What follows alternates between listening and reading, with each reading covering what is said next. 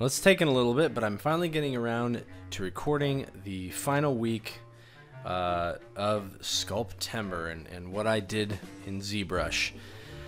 I'm sad to say I didn't quite make it to the end of Sculptember. A lot of things started piling up and backing up, and I just had to back off on it, which is unfortunate, but I am still very pleased with the progress I made on this character and just getting back into ZBrush. With that said, one big thing that happened to me during this is, and you'll see here, I'm starting to work on this shield. I got really stuck on this element, and this is something that happens to me from time to time when I'm sculpting. I will get just totally focused and zeroed in on one thing, and I'll just ignore everything else, accept it until I can figure it out. Which is good sometimes. It's good to be able to tackle that, but really the way it kind of worked out, it wasn't that I was trying to do it, work it through and get it right. I had it in my head that it had to be done a certain way, and I wasn't really allowing myself to just finish it, either to put it aside and work on something else, or to accept that what I was doing would work, or a way that I knew how to do it would work, and I didn't have to do it a specific way that I just had in mind. That's what you're seeing here. You're seeing me play with all these different ways, making the shield individual boards, and then adding in a separate shape in the middle to create the element, the idea that there are these grooves between them, because I don't know, I got it in my head that I didn't want to just cut them in with a tool. But by the end of it, you'll see that's exactly what I ended up doing, and I think it turned out really well.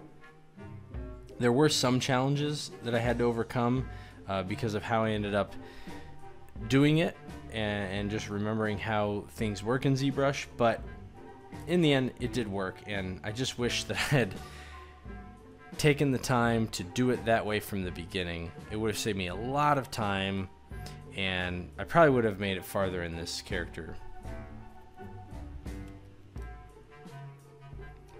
Something I'm really looking forward to, though, as I work on these goblins, is the fact that I'm going to have so many different weapons. Like, I could just take this same shield and put it on different characters and just reuse the same asset, and I'm sure I will eventually, especially if I do just gobs of these. But I'm really trying hard to make every piece of equipment for this initial base set unique. So different sword for everybody, different shield, different bow and arrow, things like that. Because I think in the end, then when I want to reuse it, there will just be so many that there will be a lot of variety, and it will be great practice. Whenever you're doing something new, it's good to do a bunch of different things, because it'll really help you build up your skills. Kind of like as you're seeing here, I'm keep trying to do this a certain way with the Z modeler tool, trying to make this more of a box model thing, when in the end it was just so much easier to achieve what I was looking for by making a block that I cut to shape and then just trimmed out the grooves. But sometimes you have to go the hard way to find the right way to go.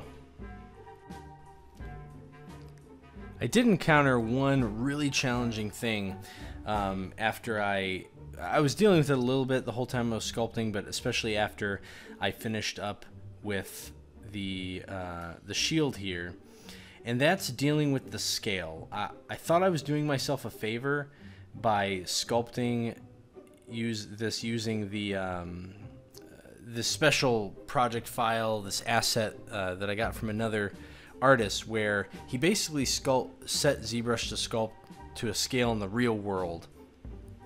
And what that meant was, if he was sculpting a human at 2 meters tall, well, this is 15 millimeter, so that's real size. So I made it exactly 15 millimeter, and I was sculpting at that size. But it really messed with a lot of key things that I used and had to deal with ZBrush. My brush sizes were much more finite because I was at the very low end of the kind of size that things could be, and whenever I would use Dynamesh, the main thing that you can use to kind of control resolution and give yourself more pixels to work with at a moment's notice. It was all because of the size of the figure that it was kind of set at in the world.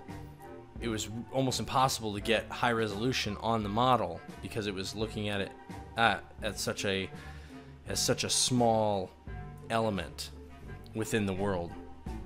I'll get into more of that someday when if I ever do tutorials on this, try to explain it a little better.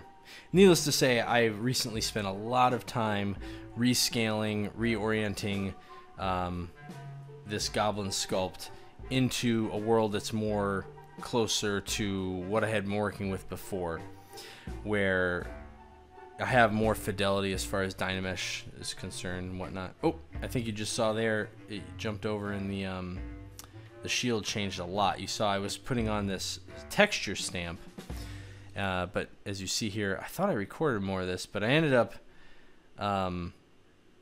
going ahead and cutting in all those grooves. And you know, with how small this is going to be, it will look great because you don't need to worry about having all this fine, real texture and whatnot. You can just cut it in and let it be a little more stylized. It'll print better, it'll mold better, and at the size, it's not even going to look as cartoony as it does blown up to this size.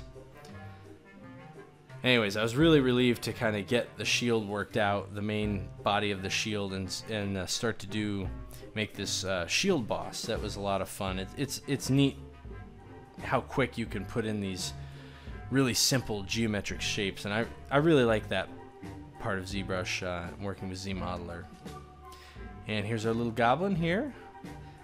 Just checking, kind of clean up the file a bit, getting the shield in there, and starting to pose and position it into shape.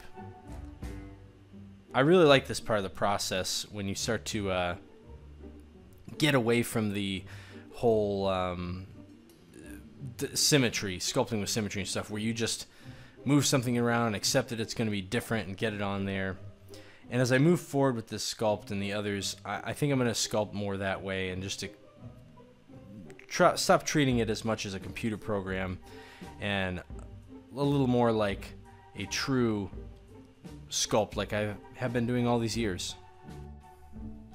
Well, that concludes my Sculptember, and this is how the character ended up by the end of the month. And I'm looking forward to finishing this guy and several more. Thanks for watching and following me on this journey. And remember, keep sculpting.